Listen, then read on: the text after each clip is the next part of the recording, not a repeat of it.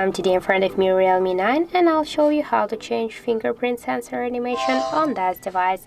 So now I've selected this one and now I'll just show you how we can switch it. So first we should launch the settings application, and after that tap here to the passwords and security. After that click here to the fingerprint, draw your pattern or enter the pin code, and then just tap to the fingerprint animation. Now we have selected this one, and just to switch it, select one from these available animations. For example, I'll go with this one. After that, just we'll lock the device and we'll see. And as you can see, we just successfully changed our device fingerprint sensor animation.